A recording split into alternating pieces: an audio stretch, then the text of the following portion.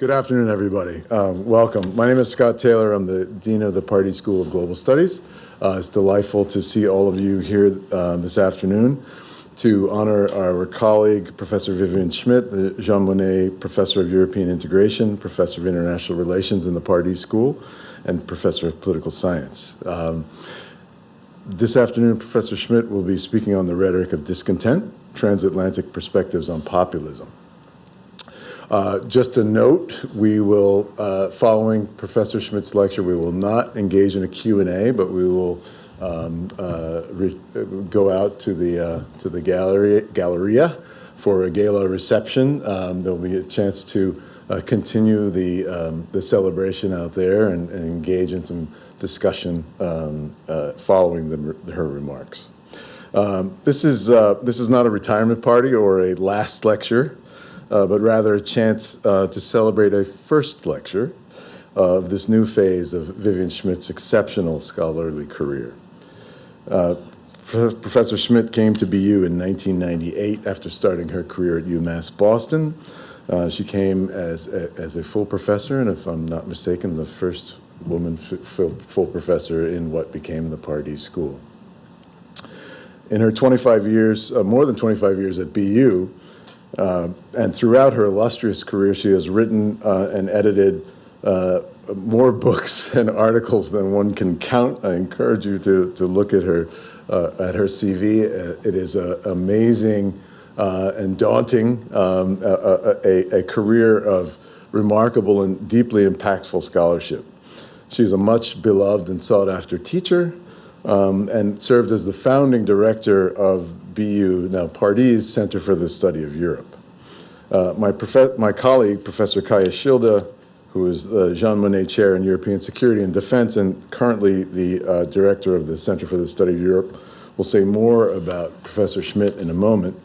But let me just say, in closing these brief remarks, that Vivien Schmidt will be sorely missed at the Pardee School and at BU and in this academic community. As a scholar, as a teacher, as a colleague, she is quite frankly irreplaceable. I am personally grateful that over the 15 months I have had the pleasure of serving as dean and being at BU to have had the opportunity to work with her, and my only regret is that it was only 15 months. So without further ado, let me say thank you, Vivien, for your outstanding career, and in anticipation of your remarks to us tonight, and welcome my colleague, Professor Schilde, up to the podium.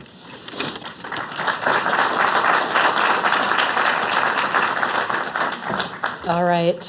So, Vivien, this is not a retirement conversation, but we are lining up to basically divide and conquer over trying to introduce Vivien Schmidt, because it requires two of us at least. So it is my immense honor and privilege to introduce the first Jean Monnet Chair at BU and the founding director of the Center for the Study of Europe, Professor Vivien Schmidt. Today we are gathered here to hear this lecture on the Rhetoric of Discontent, Transatlantic Perspectives on Populism, but also to celebrate the entirety of her distinguished career at Boston University, and in particular, all she's done to expand and promote research on the study of Europe, and especially the European Union here at Boston University and beyond, across the United States and globally. So here she is, as the dean already said, she is the Jean Monnet Professor of European Integration. She is Professor of International Relations at the Frederick S. Pardee School of Global Studies, and she's a Professor of Political Science at Boston University. I see people from all of the different communities across BU here representing those departments and beyond. Her research, however, is what I was asked to talk about. It has been path-breaking in the areas of European political economy, in European institutions and EU institutions, on democracy and the challenges of populism in the United States and Europe, and not just path-breaking, but agenda setting on the importance of ideas and discourse in political analysis, specifically the area of discursive institutionalism. This is the area she has created and is globally renowned for. She has published 12 books, over 300 scholarly journal articles or chapters in books, and numerous policy briefs and comments. Indeed, one of my plans for the new building at the Pardee School, which will be coming down the pipeline at some point in the next few years, is to dedicate a Vivien Schmidt library in the Center for the Study of Europe, in our space where people can come. And I mean, her books would fill a library by itself, but also the collection she's amassed as one of the leading scholars in this area. So her 2020 book on Europe's crisis of legitimacy, governing by rules and ruling by numbers in the Eurozone, received the Best Book Award from the American Political Science Association and an honorable mention from the European Union Studies Association. Her earlier books include Resilient Liberalism in Europe's Political Economy from 2013, Democracy in Europe, 2006, which was named in 2015 by the European Parliament as one of the 100 books on Europe to remember. Also influenced me as I was writing my dissertation and learning. I could never even imagine that I would be a colleague of Vivien Schmidt in the future as I was reading that book, and it was shaping my thinking as a student in 2006. And The Futures of European Capitalism from 2002. Among her honors, awards, and fellowships are most recently and notably the Guggenheim Fellowship, a European Union Studies Association Lifetime Achievement Award, an honorary doctorate from the Free University of Brussels, and the Belgian Franqui Inter-University Chair for Foreign Scholars, a Rockefeller Bellagio Center residency. Terribly jealous of that one. It's one of the main goals of an academic, to spend a little bit of time in Lake Como. And there's an entire list of goals, that Vivien Schmidt has accomplished, but that one's up there for me. And Fulbright fellowships to France and the UK. In 2018, I had the honor of being at the French consul's house in Cambridge when she was named a Chevalier in the French Legion of Honor. The award is something rarely bestowed upon non-French citizens, and it was created by Napoleon in 1802 and acknowledges services rendered to France by persons of exceptional merit. So this is the kind of thing I wanted to make sure that everybody knows about, that might not be on her webpage and might not be visible. And of course, she probably wouldn't list these herself, and it's too much for just the dean to get through. She's also an honorary professor at the Luis Guido Carli University in Rome. She's also been affiliated with other universities. Everyone is lined up to essentially associate themselves with Vivien Schmidt. And those places have included Sciences Po in Paris, the Free University of Berlin, the Free University of Brussels, the European University Institute, the Copenhagen Business School, Cambridge University, Oxford University, and Harvard University, where she has co-chaired the study group on the European Union. She's the past head of the European Union Studies Association. She sits on numerous advisory boards, including the Wissenschaft Zentrum Berlin, the Vienna Institute for Peace, the Foundation for European Progressive Studies, and the Sheffield Political Economy Research Institute. Additionally, I was talking about this with Elizabeth Amrian, who's worked for a very long time with Vivien for 20 years, right? And she was saying that if you research Vivien online, and you happen to go to the website Vivien Schmidt instead of Vivien A. Schmidt, you will find an accomplished fine art photographer with numerous awards, exhibits, and incredible recognitions globally for not her work as an academic, but her work as a fine art photographer. In case that makes anyone feel like they're not accomplishing enough in their academic lives. So we had to wrap this up at some point. The question was where to stop. And also, I don't usually read my remarks, but there were so many proper nouns here, I had to print it all out. But I cannot just go over Vivien's vast accomplishments without mentioning her personal role as a mentor and friend. I came here in 2011. Vivien was on the committee that hired me, and Vivien, it was a surreal experience, as I mentioned, having had one of the giants in my field be a person I was speaking to and working with and thinking with, who was welcoming me and mentoring me with open arms, and whose legacy, every day I think about honoring Vivien's legacy, whether it comes to being able to have the privilege of making these remarks, or working to build the Center for the Study of Europe here at BU, or building a little library in the new building in Vivien's honor. So in those little ways, I hope that I can keep working on her legacy here at BU, as she is one of the biggest mentors in my life. Welcome, Vivien. Thank you.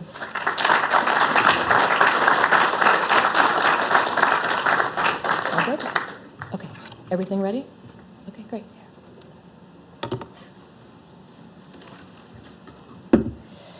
Well, what can I say? I think we can just stop here. Let's go for drinks.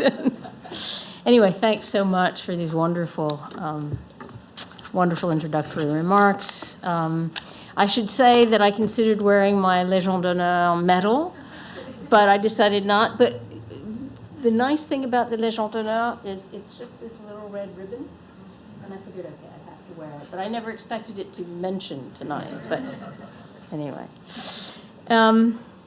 So before I start my academic talk, I'd just like to say that I've spent a wonderful 25 years here, both in the International Relations Department, then Pardee School, and in the Political Science Department. I've had a phenomenal time. And what's been wonderful is to see the departments, the school, the College of Arts and Sciences, and the university grow and grow and grow into, going from strength to strength. And it's been fantastic to see that, to be part of it. And I feel quite humble as being part of this wonderful organization, this wonderful academic community. And so I'll miss all of you. But I will be on the Italian coast. So I'll miss you, but maybe not enough to stay here. Anyway, okay, but now for my retirement lecture. And so before I plunge into what is populism, because I am going to be trying to give you a definition of populism, and then do a little theory, and for those of you who hate theory, just bear with me, then there's a lot of empirics where the theory becomes more intelligible if it's not already intelligible. But before I start all of this, the question is why populism? So why am I doing this? And you've gotten a bit of my trajectory already, but in some ways it's the natural culmination of my scholarly trajectory. In substantive theory forever, I've essentially focused on democracy and political economy, starting with France, then going on to the international, it's the green book, going on the impact of international economic pressures on the welfare state, which was a collaborative project, then looking at, so it's back and forth between democracy, democratizing France, then from state to market, French political economy, then the welfare state in 12 advanced industrialized countries. Then I focus more specifically on the European Union's impact on capitalism, but actually it's globalization and European integration on 3 countries, France, Britain, and Germany. And then I move on to democracy, and actually this was initially going to be a single project, but impossible. And then democracy in Europe was the European Union's impact on national democracies, and this was the UK and France, and then Germany and Italy. And yes, I added Italy, not having wanted to do it on capitalism, because Italy is so complicated and it doesn't fit all the models, so why would you use it?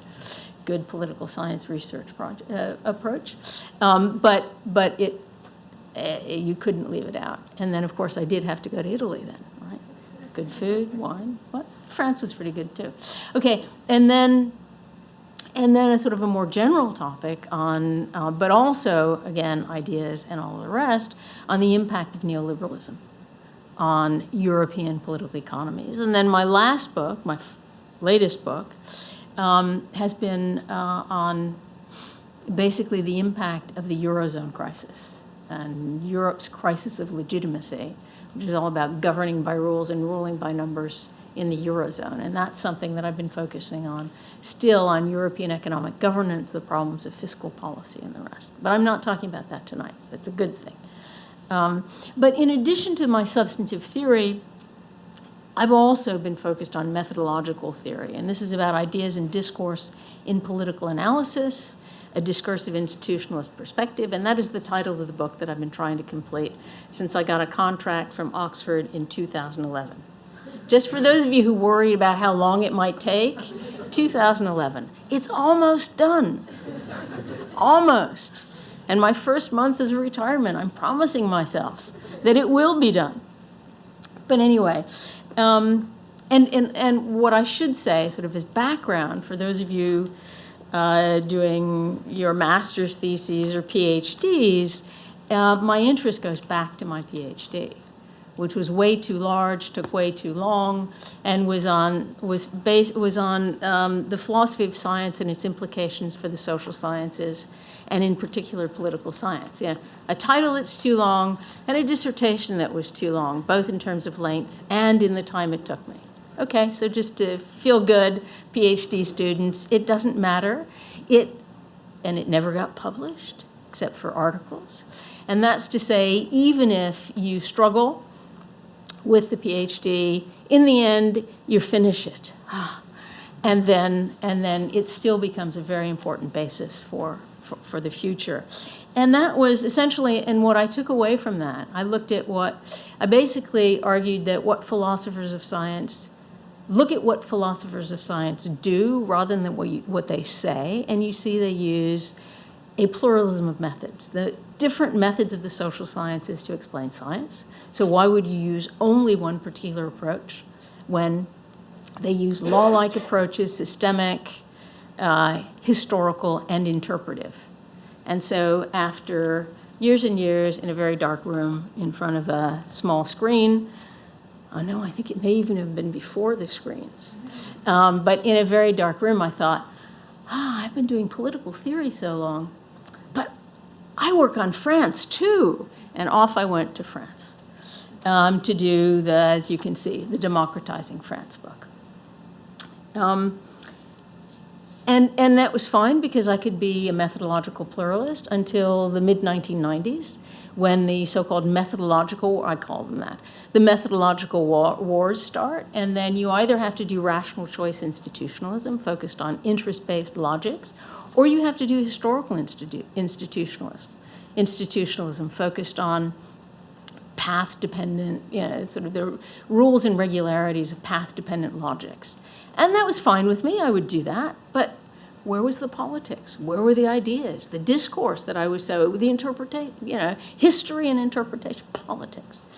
And that's when I started looking around for a theory. Okay, let me find a way to justify this, and couldn't find anything. So I kind of invented this. And I called it discursive institutionalism because everyone was talking about institutionalism at the time, and I wanted to say you need to look at ideas and discourse. And so that's what I did. And basically from the green volume on, it was increasingly focused on the importance of ideas and discourse, but not to the exclusion of other approaches. The only problem with that is that when you put the theorizing the ideas and discourse in part 3 rather than part 1, no one reads it. So it was only in 2008 when I published Discursive Institutionalism, the Explanatory Power of Ideas and Discourse, that people actually began paying serious attention, which was nice, because then I got to travel. I was invited to Japan, Korea. No, sorry, it's true, but I was just trying to be funny there. Okay, but now for the next, and I think this is the essence of the beginning of the talk. So what is populism? And so populism has many definitions, and I'm not going to go into all of them. In fact, it makes your head spin, and there's so much written that I almost began saying, oh, why am I doing this? Because there's just so much. But it's an attitude toward elites, a political style, a political ideology, particular approach to policy, a characteristic of certain kinds of politicians, parties, political movements. It's a particular way of governing, often badly, but sometimes not so badly. And then there are many questions. Why now? Why in this way? Is it about crises? Is it about the socioeconomics? Is it about the sociocultural changing faces of the nation? Is it about politics and the failure of mainstream parties? But then, whatever the explanation about why now and why in this way, we've got to ask about the populists themselves How do they shape the narrative? How do they frame the debate? Captivate the people, upend the mainstream, capture power. And that is what I will be talking about shortly. But then, a very important question, of course, is what are the implications for liberal democracy? Are we going to see an authoritarian drift? And at least 3/4 of the writings on populism basically focus mainly on the extreme right and say, you're in for very dangerous times, authoritarian drift. We live in America after all. So maybe there are reasons for the pessimism, but there are also a number of scholars who say, no, wait a minute. Populism, there's a reason why populism is here. It's a potential corrective to democracy, so long as you don't end up with the authoritarian drift. Whoops. And I guess, given that there are so many definitions that I described, should we abandon the term outright? And that is a big question. And there are lots of people who pushed back at me and said, no, call it anti-system, call it challenger parties, call it a range of things. But I still find that the word is useful, even if it is a very vague word at that. So how do I define populism? Well, I'll get to the 4 M's of populism, but basically I define populism as at its core, the discursive construction of discontent, with similar kinds of anti-establishment rhetorical style, with anti-status quo policy content, so the message, one of the 4 M's, articulated by anti-system social movements, political parties, and charismatic leaders, the messenger, who have managed to harness the new social media as well as the traditional media, the medium, to their advantage as they build on citizens' economic, social, and political discontents, milieu. So what I'm going to do now is go through how I see populism as a way of let's call it my discursive institutional lens through which we focus on populism, and also as a way of trying to bring together this vast literature on populism. Obviously not summarizing it, but trying to use it to try to get a handle on what is populism. So how do we explain populism? And for this, I think we have to talk about power. And essentially, often, especially in political science, there we go, power is seen mainly as coercive. I impose on you, institutional. It's the rules and regularities that force you to do what you do, or it's structural, as in market forces or other such things.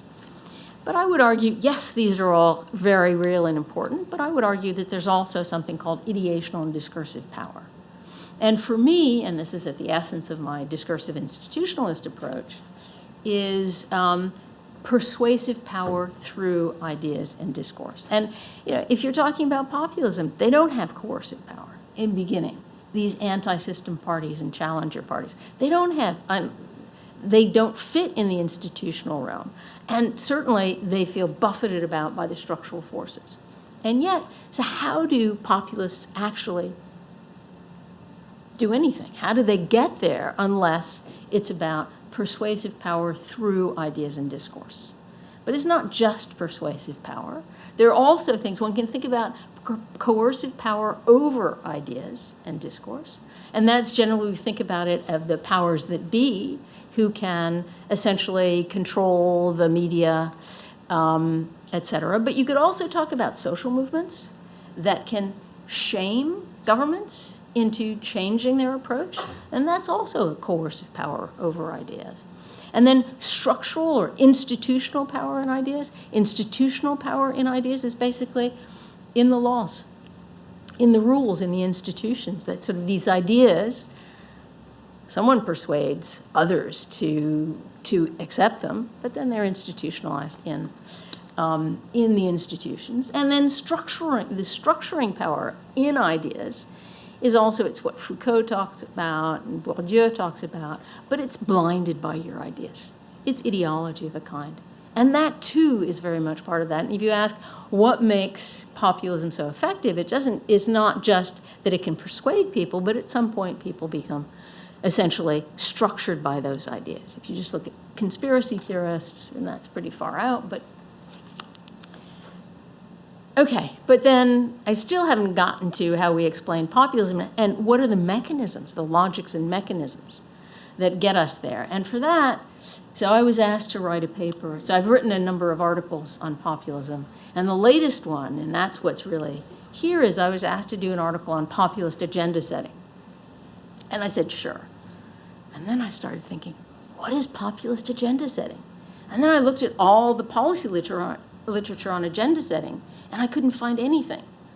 Because agenda setting is about mainstream policy and the way in which policy actors and politicians go about setting basically a mainstream agenda, and you have to move in, you epistemic communities, advocacy coalitions, all of that. Policy entrepreneurs are all in the system.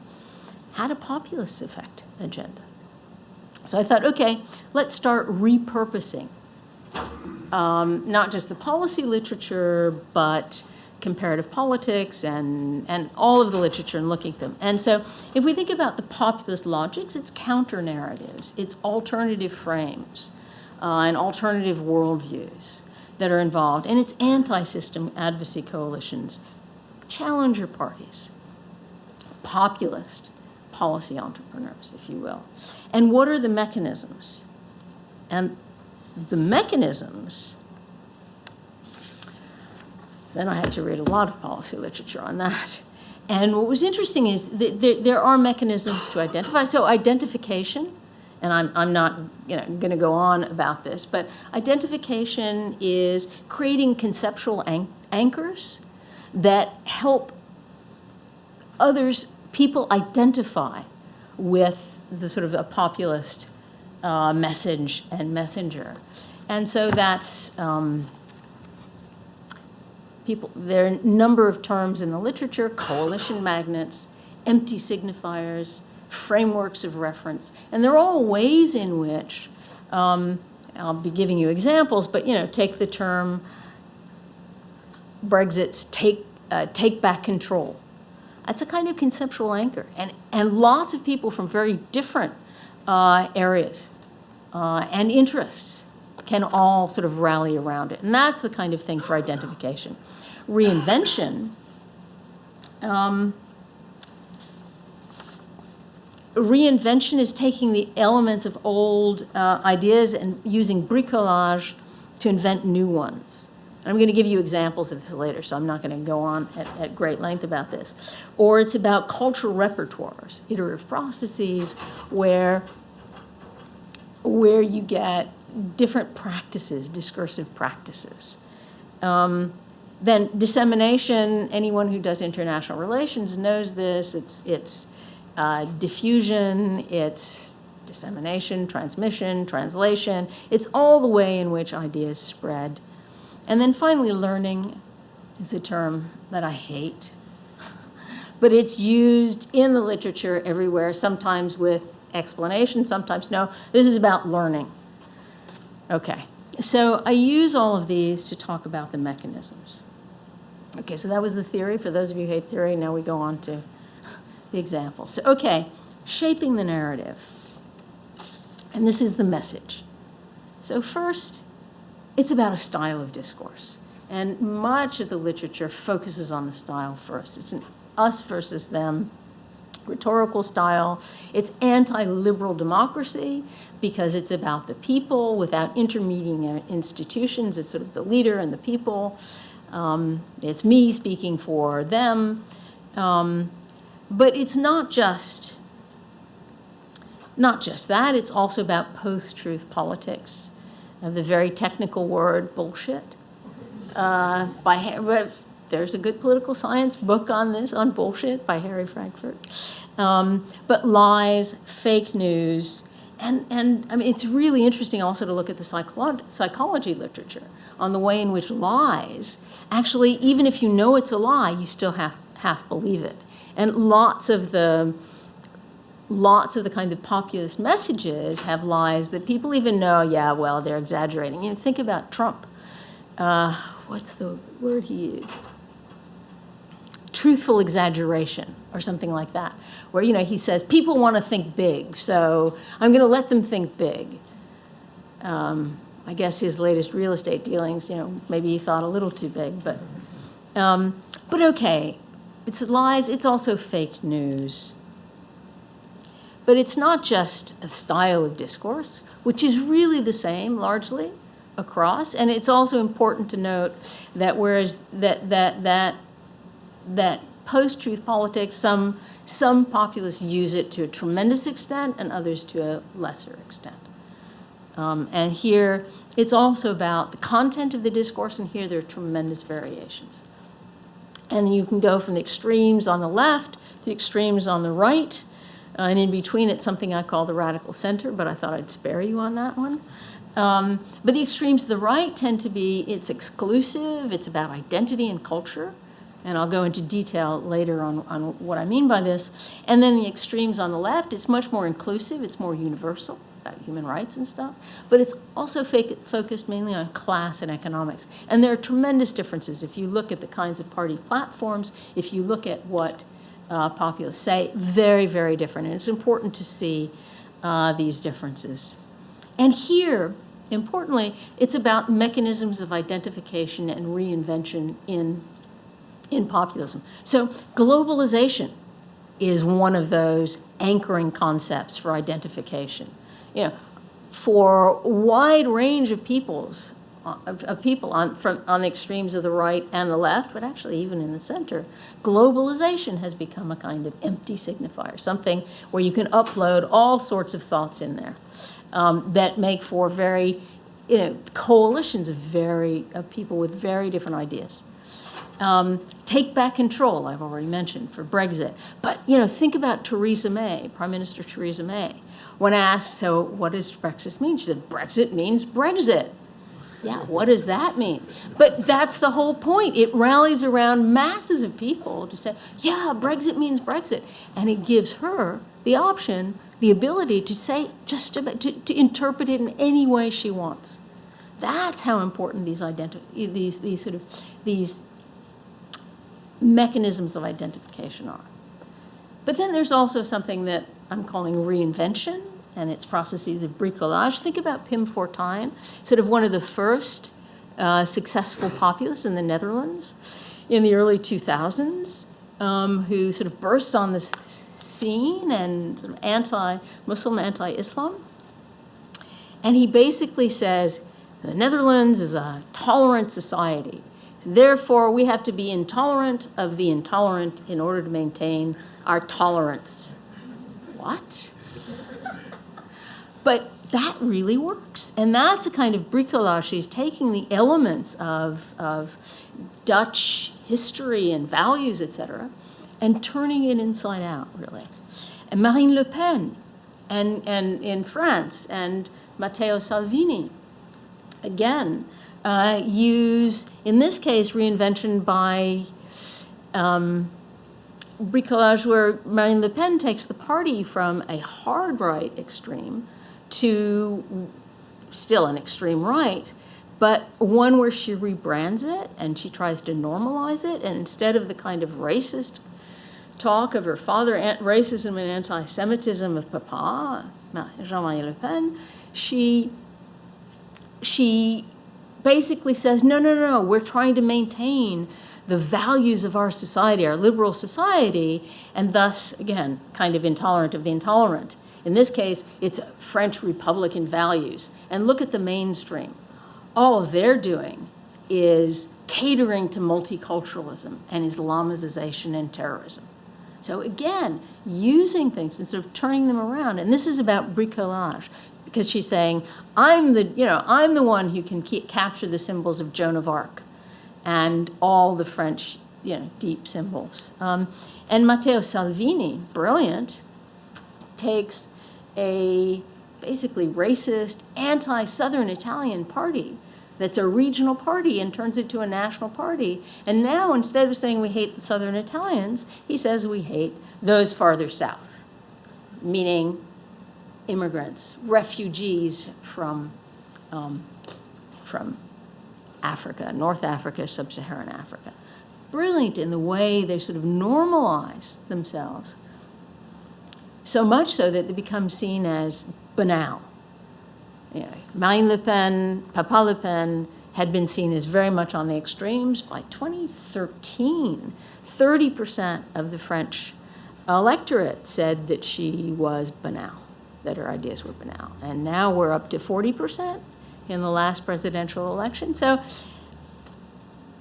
Beppe Grillo. Okay, now this I had to use because this is an example of discursive repertoires.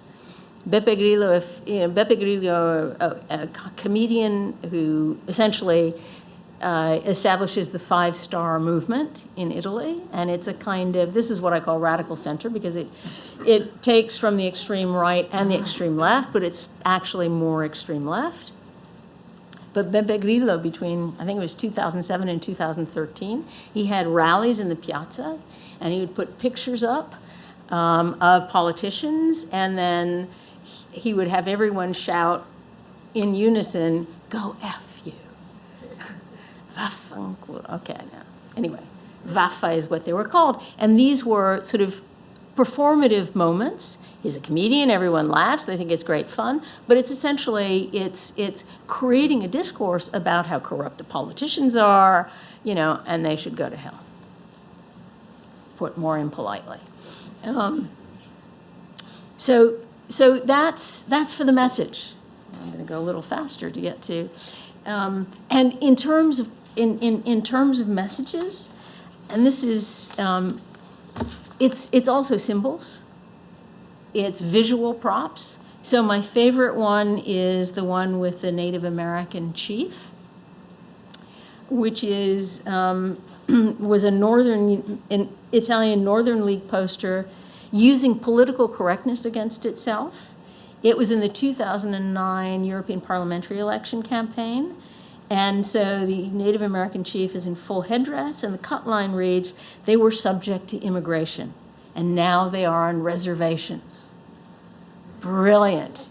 If only the progressives could come up with something, you know, like this. But no, it's the extreme right over and over and over again. The extreme left doesn't do anything as good, which is why I've only got extreme right posters here. The one with the sheep, that was actually, this is the Danish one, of the white sheep kicking out the black sheep, but it started in Switzerland. It was picked up by the Danes. Salvini and company picks it up for Italy. It goes viral. And of course, the one, Votez Front, this is choose your suburb. That's the one, red hat, black hat, burqa. You know, so this is the way in which, I mean, these are, when I forgot, I should have put the missiles that look like women in burqas. That was another Swiss one. They've been very good at that. Okay, so we're still in the message, but now the messenger. And of course, it's not just the message, someone has to provide the message. And the messenger is certainly about the leader. This is about charisma, you know, someone with a radical mission, a personal presence, representing a leader as simply one of the people, but at the same time, there's a Manichaean demonization. So that's charisma. But, you know, charisma is naturally in the eye of the beholder. Trump.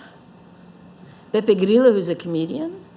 Berlusconi, who's a center-right politician who nonetheless railed against communists and was in control of the media. And then Babis in the Czech Republic, who was then called, I think foreign policy called him Babisconi, because it was, you know, like Berlusconi, but in the Czech Republic. Boris Johnson, is he charismatic?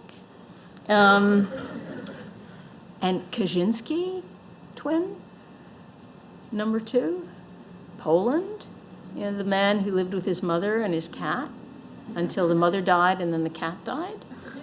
But I am told by good authority that actually he too is seen as charismatic by followers. So I think it's important to know that we're not the ones, but it's the people themselves. You find them charismatic. And then authenticity, of course, is another characteristic, and that links to common sense simplicity of the message. It's kind of a combative style, straight talk. You blame the other for all the ills of the country. And of course, there are many kinds of authenticity. Again, the buffoonery of a Boris Johnson, Geert Wilders, who just came out first in the Dutch elections. His is the politics of offense. And I mean, the kind of language he uses is incredibly offensive, and he wins. And Marine Le Pen. It's a different kind of authenticity, and she reinvents herself. She loses the 2017 presidential election, really crashes and burns, and she changes herself and the party, renames the party, and admits that, no, that was a mistake, and goes on, and is loved even more for it because she's authentic. Okay, but it's important to see this is not just about the leaders. If it were just leaders, it wouldn't work. It's about followers. It's about intellectual advisors and the trusted cadre, activist networks of support. You know, we all know this. But again, very different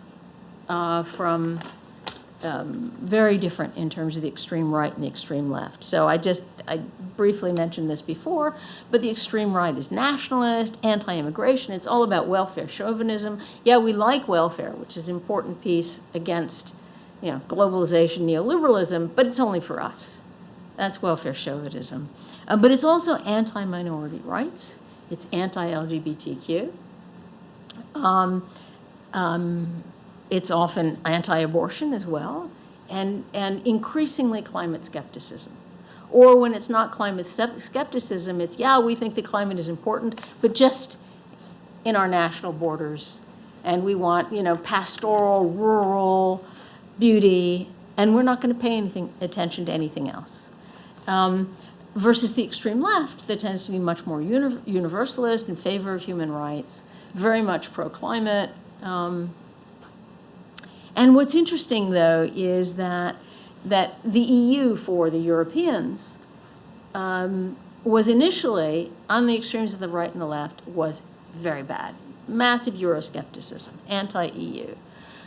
And then they saw Brexit.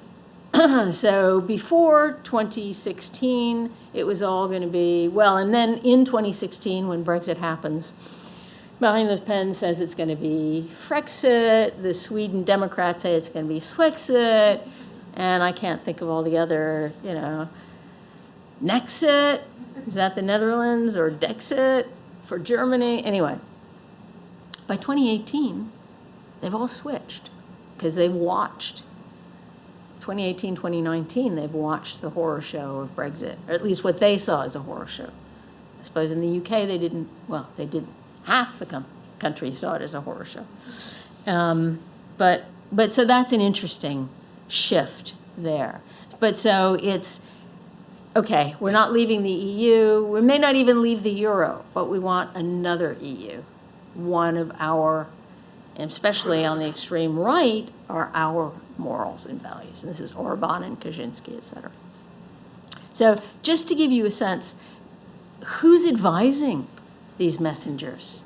Leaders and their organic intellectuals, to use a Gramscian term, but they all have, almost all have special advisors, as far as I can tell. So it's Steve Bannon, now it's Stephen Miller for Trump.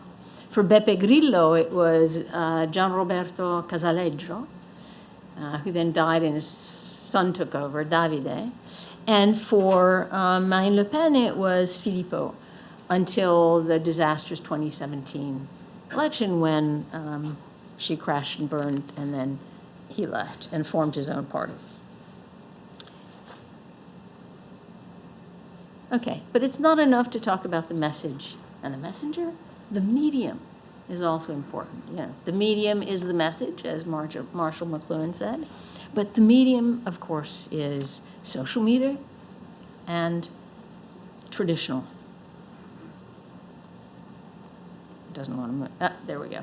Traditional media. So social media, you know, basically decenters democracy. Forever, someone was in control of the media. even when we saw the rise of radio, someone was in control. So Mussolini, Hitler had to get control of the radio in order to be able to really expand their power. But in the case of social media now, anyone can do it. So this is much more bottom-up, and it makes it much easier to influence and obviously to communicate, to diffuse, et cetera. Here's the mechanism: is diffusion, transmission, translation. And the populists were the first to use it. Way back in the early 1980s, Jean-Marie Le Pen used the Minitel. I know, no one knows what the Minitel is except one or two people. Yeah, the Minitel he used to get to his followers because it was under the radar. And since Podemos used, especially initially, was tremendously effective in using social media to get out to followers because the traditional media were so hostile. Matteo Salvini has a team of 20-somethings sampling the national mood every day. And then when, sorry about this, refugees are dead on the beach, his people post him cuddling a little kitten or eating a piece of pizza. So again, it's about how managing the news through the social media. And as we know, I think, for those of you who've studied it, more people now get their news through social media than anywhere else. And through friends reposting on the social media. This really is about Facebook, echo chambers, and all the rest. And then, of course, talk about the algorithms. But we don't have time to talk about algorithms, thank God. But anyway, it creates virtual networks of dissent. And then, of course, there's the traditional media, tremendously fragmented, but they amplify the social media. Tweets become the stories of the day. Why did Trump win the election in 2016? Well, many reasons, but one really important one was that the media thought that he was, he made money for them. He was entertainment. And therefore, he got so much free publicity. And that's traditional media. So on top of social media. Because the media's focus is on leaders' personality, and this is really ever since news became entertainment rather than to be an informative thing. And then, of course, there's ownership by the powerful, by Vincent Bolloré, CNews in France. You've all heard about Rupert Murdoch in the UK. But Orban in Hungary had a group of business associates simply buying up all the independent media and putting it into a foundation that he controls. It was 80%, I think by now it's 90% of the media are now controlled by Orban. At least in Italy, it's really fragmented because every time you've got a new government, when there was the Five Star Movement and Salvini, both in this coalition government, Salvini had, Channel 1 and the Five Star had Channel 2, so at least you got completely different messages. But anyway, highly problematic. And the mechanism is clearly, that's an easy one to talk about. But okay, what about the milieu? And this is the sources of discontent. And this is, populism by its very nature is grounded in national politics and polities. And so it therefore draws on very context-dependent concerns at the same time that it is being shaped by context-specific institutions, even though there are supranational spillovers and transnational influences. So this is about structural forces and institutional constraints and opportunities as well. And so here, this is really, I suppose, where a lot of comparative politics, comparative political economy, and political sociology focus. And tremendously important as well. Because you can't understand how do these messages get out, and how do why do the messages resonate? Why do the messengers gain traction, and how does the medium actually empower them, unless you look at the media And so here, it's the socioeconomics of people feeling left behind. It's the rise of inequality, 1% and all of that. But it's also the sociocultural aspects. It's worries, people's worries about loss of status, often connected to the socioeconomic. It's fear of the other. It's the changing faces of the nation that I mentioned before. Changing demographics, all of these. So this is what populist messages essentially use. There's a there. There's a reason why you get the rise of populism. But in addition, it's also political. It's a feeling of loss of trust and control. It's the kind of hollowing out also of mainstream parties. And the fact that mainstream parties have become Tweedledum and Tweedledee, or at least had become until the COVID pandemic. I think we could say that there was all kind of Tweedledum, Tweedledee. We can talk about, Thatcher, Reagan on a conservative neoliberalism, followed by Clinton and Blair, et cetera, on a more center-left, but still neoliberal program, so that for the people who feel left behind and others, why, they all look the same and not responsive. And then you get the crises, Eurozone crises, refugee crises, Brexit. COVID, I think, changed things, but we don't have time to talk about COVID. So this is the last substantive slide, milieu, not just as the sort of sources of discontent, but also then what happens about capturing power. So populists on the outside, we've really been describing, shaping the narrative, framing the debate. Populists on the inside are the ones who upend the mainstream. This is about what's the influence on agenda setting. They push the mainstream to reset their agendas. This is about worries by mainstream parties about electoral losses.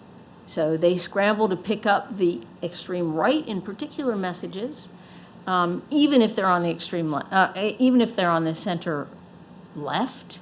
If you think about Denmark and the recent social democrats in Denmark picking up the anti-immigration discourse of the Popular Party in Denmark. But it's mainly the center-right moving to the extremes. And is mainly on the anti-immigration agenda. But it's not just the push of mainstreams to pushing mainstream to reset their agenda, but it's all the pull to the extremes via the power of attraction. So that's when they're on the inside and they're in government, in Parliament. But what happens, or in Congress? But what happens if they're in government? So they may change their core ideas, or they may not. They may respect liberal democracy, or they're not. Here I'm not going to make any predictions. But basically, the mechanism, I'll tell you about the mechanism. The mechanism is learning. And here, technical term, single loop learning, double loop learning is sort of the latest. But think about single loop learning as instruments, strategies, methods. And think about double loop learning as changing core ideas. And so single loop learning is you get to power and you think, how am I going to do this? And you say, well, I'm going to do the same thing I did before. The Freedom Caucus, if you're outside, you're in. The Five Star Movement, 2013 to 2018, when they're in Parliament and just basically making things very difficult. The extreme left in France, the Mélenchon people, not respecting the decorum of Parliament, et cetera, and raising Cain, basically. That's single loop learning.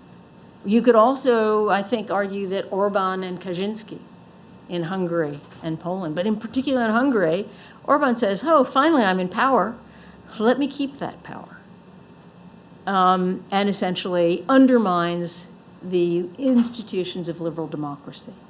Double loop learning, which suggests that you change your core ideas, and this is mainly the extremes on the left, but not solely, where what you see is Syriza in Greece wins, and actually, they've got the Troika on top of them. But Syriza in Greece actually moves to become sort of the progressive party in Greece. The socialists basically crash and burn. And they have become a much more responsible party, have recognized that in order to govern, they don't go to the center, they're not mainstream, but they are progressive. I've interviewed sort of people in Syriza, I've interviewed five-star movement people, and it's very much the same sort of thing. They've learned in government. And as a result, they too call themselves a progressive party now in sort of interviews. So what do you think of yourself? Are you still populist? Well, actually, no, we're progressive. And then when I talk to the extreme right in Italy, and I say, so are you still populist? And the Salvini people say, oh, no, not anymore. We're national conservatives. That's what the Trump people are saying. That's what Orban is saying. Anyway, final slide, because I've kept you too long, and there's stuff to eat and drink out there. So conclusion, can we get beyond populism? So message. So I've talked about populism as the discursive construction of discontent. So what about the discursive construction of consensus? And I think that's really what one has to talk about it. How do you create consensus? Be impassioned rather than polarizing. Keep telling the truth rather than bullshit. And actually have a vision and a progressive vision. And for the messenger, new leaders, maybe with boring charisma and truthful authenticity. Can we think of Biden in that way? I know he's too old. No, but seriously, he's boring. But maybe boring is good. Anyway, boring charisma, truthful authenticity, and of course, rebuild the networks of parties and followers. This is about, if you look at the US, the hollowing out of the Democratic Party, not going to the grassroots. And this is true, actually, for most center-left parties, but also the center-right. Whereas on the extremes, they go to their followers, whether through social media or actually through local elections, etc. Medium, change the algorithms, regulate more and better in terms of media content and ownership. Don't allow this kind of ownership. Yeah, that's another story. And then the media address the socioeconomic, the sociocultural, and the political sources of discontent. Unless you do something there, you're going nowhere. So, thank you.